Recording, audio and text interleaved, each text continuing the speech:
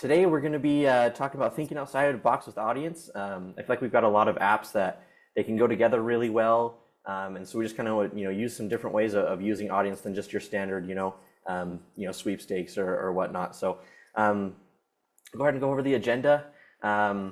First off, my name is Austin Gull. I'm a client success specialist. I'm here at audience. If you've been in the chats, you see me around. That's where I spend my days. So if you ever you want to talk to me, that little chat bubble in the bottom right of our website, that's where I'm at. So, but today, yeah, we've got a couple different things, a couple different specific ones that I wanted to show off today. The first one we've got is a gallery that we're going to transition into a popularity bracket.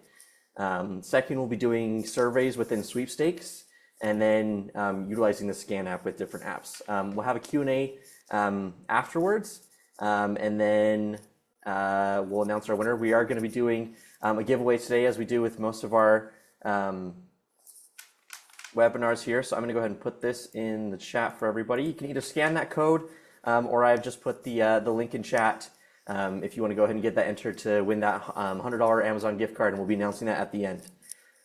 So go ahead, give you just one more moment to scan that if you haven't already. Pull out your phone, whip that out.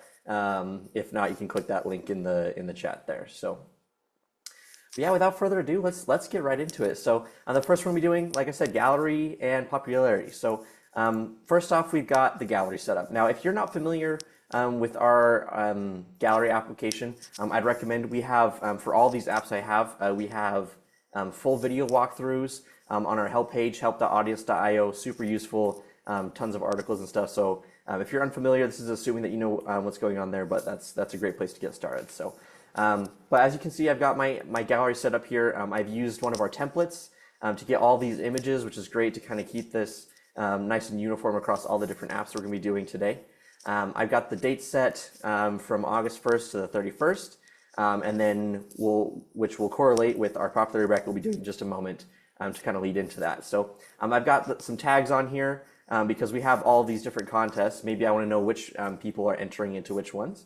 And so I put some tags. I've got pets, I've got cats, dogs. I mean, we're doing the cutest pet contest. So there's a couple different ways you could run that. The gallery is a great example. So we're going to be doing that one. We got this one up here first. I've got the voting schedule set so that people can enter once per day to keep people engaged. They can come back and vote on their favorite pet every single day. Have the voting. I recommend having that turned off during the voting period, and so they can't see how many votes each one has to prevent cheating. That's super useful to be able to catch cheaters if they're, somebody's got 100 entries and everybody else is like 10, 15. It's really easy to see cheating that way. Otherwise, they know how to pace themselves. So that's something I recommend with the gallery here. So with this, you can have, gallery, it's open, anybody can enter. So you could have, a couple entries, you could have 100 entries, a couple hundred entries. So there's a lot of variance. So it can be hard when, you can only display so many pets per page. That's where we can transition over to popularity bracket. So I have those couple hundred, gallery submissions, and then they can vote on them. And then we'll go into, we'll take all of those that are the highest ones and we can put them into a popularity bracket. Now, popularity bracket, again, if you're not familiar with it, you can watch our video walkthrough on our help page. I use the same graphics for this with just one of our templates for a gallery. And this one runs from September 1st to September 31st. So right after that gallery, we're going straight into a popularity bracket. This is fun because it keeps things a little bit fresh for everybody, a different way of voting. You can have up to 64 people in a popularity bracket. Or 64, I guess, participants or people within the bracket. So you can take that gallery that has maybe a couple hundred entries, maybe you just sum, anything between 4, 16, 32, 64, any of those, you can do that size of bracket. So this is great to put all of those, let's take the highest ones and put it into here. And then with this, you have to have, because you have to create the bracket, you have to put in the images, take all of that, you have to have a way of intaking all that. So the gallery is a great way of doing that. You can have those people, can submit their images, and you can download them. You can also use a sweepstakes. There's different ways of doing it. You can have a sweepstakes pull in all those images, but in this case, we're using the gallery. I followed the guide in our how do I download images from a gallery. So if you need to pull those, we have a help article on that, so you can pull those images from the gallery and put it into the popularity bracket. So the benefits of doing this is it's great for campaigns with large amount of entries. Like I said, maybe I have that gallery and it's just hard for people, like people are going to just probably look at that first, maybe second page of entrance or submissions, sorry. And so this is great because it brings it into a bracket and it can really narrow down that voting.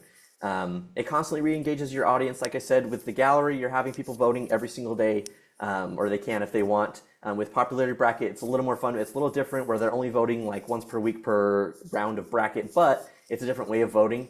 It keeps things fresh, where the UI switched up from gallery to popularity bracket, and so with that they have to pick between matchups. So with the popularity bracket, I've got 2 different pets, and I have to choose which one I like more, and that can be fun because people aren't just going to vote for their own pet in that case. With the gallery, most people just vote for their own pet, so it kind of promotes a little bit of different competition of, oh, I have to vote for somebody else. So that can keep things fun there. So that's the first one. That's really great. Like I said, gallery into popularity bracket. The next one we're going to be doing is surveys within sweepstakes. This is super useful, especially for gathering leads for your partners or sponsors. So the first one I've got set up here is a survey. I've got those same graphics again. I'm got on here, for example, I'm working with PetSmart as my sponsor, and maybe they have a few questions that they want to know about their audience. And so I've got a couple of questions. I've got, what pets do you have? Which pet food brands have you tried? And which pet food brand do you prefer? And so they can go ahead and answer those questions. You can even set this up with conditionals if you want. So if they say, oh, I don't have any pets, the survey just ends right there and they get their bonus entries for doing that, which I'll show you how that actually correlates in just a second. Or I can say, okay, so you have a cat. Okay, let's do the cat pet food brands and pick which ones of those have you tried, which ones haven't you, and go from there. So really great for kind of narrowing down your audience a little bit there. So we're gonna take that survey that we just created here and we can put it into a sweepstakes. So I've set this up with the same graphics. I've got PetSmart as my sponsor on this one.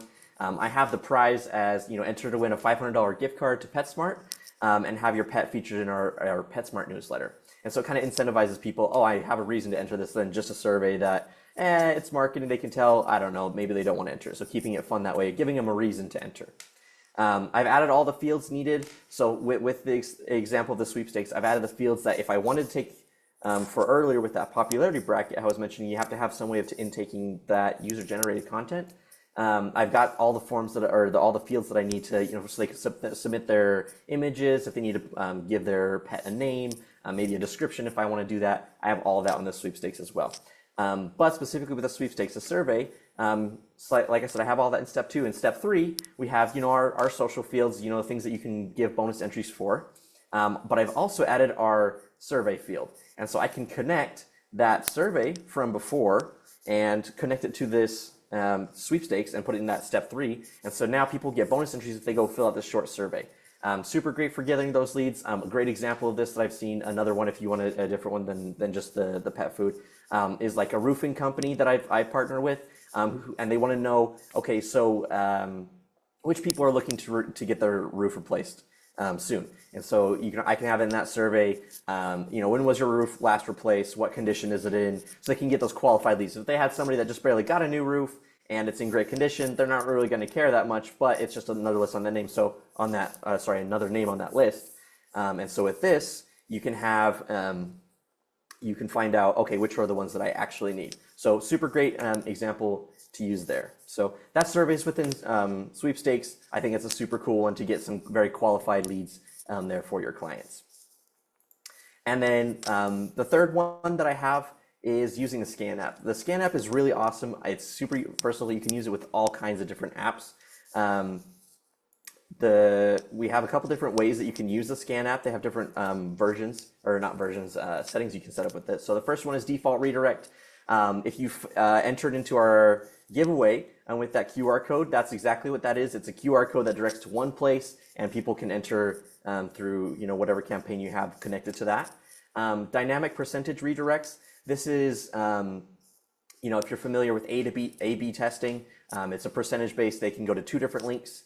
So maybe I want to see, okay, which people are more likely to interact with my sweepstakes, or are they more likely to interact with my gallery? And I can see how does that, how to what are people more interested in? Where are people dropping off with different contests? I can do schedule redirects. This is super great for that example I showed earlier with the gallery and popularity bracket, where I have that gallery for that first month, that August 1st to 31st. And then, okay, so now I have this QR code. I don't want to have to do another one. If I have this at a an event or something, I don't want to have people scan that a different one. I don't have to have two different ones. So I can just change where that QR code directs at a certain date. And so it's super great, from August 1st to 31st, go to the gallery. And then from September 1st to the 31st, go to the popularity bracket. So super awesome there. And then the last one is toggle managed. This is just, you can toggle which link is active at any given time.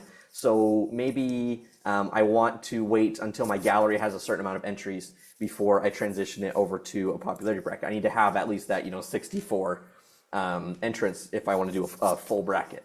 And so I can choose, okay, it's ready, it's got enough entries, I can manually toggle that onto the different direct. So super awesome there. So Scan app is really great. You can use that with just almost anything, especially for at a live event. Or for example, I know there's lots of events that are like Bark in the Park. Everybody has their dogs come to a park. That's a great place if you want to, have people enter, oh, who has the cutest dog here, or whatever you want to do. Super great way to get people involved there. So, but yeah, get creative with it. Find different ways to kind of make things work together within our platform. Like I said, there's a couple different interactions that I've shown before, but I'm sure you can find some other ones. So just get creative with it. So this is kind of a shorter one today, just trying to get your mind thinking a little bit about different things. Audience. Know your audience.